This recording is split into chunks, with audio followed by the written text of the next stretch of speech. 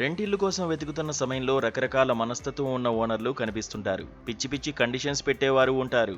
ఇంకొందరు స్ట్రిక్ట్గా ఉంటామని నాన్ వెజ్ వండొద్దంటూ ఏవేవో చెబుతుంటారు.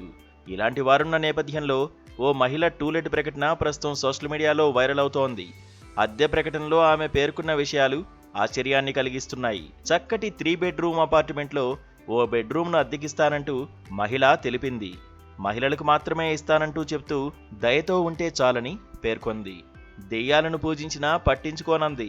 ఇక పొగ తాగినా, మద్యం సేవించినా, మాంసాహారం తిన్నా ఆమెకు ఎలాంటి అభ్యంతరం ఉండదని చెప్పింది సదరు మహిళ. ఇక పెట్స్ అంటే ప్రేమ ఉంటే వాటిని తీసుకొస్తే తాను సంతోషంగా ఉంటానని తెలిపింది. అంతేకాదు ఆ అపార్ట్మెంట్తో తనకు మంచి అనుబంధం ఉందని, ఫ్లాట్మేట్గా వచ్చేవారు స్నేహితులుగా మారారని తెలిపింది.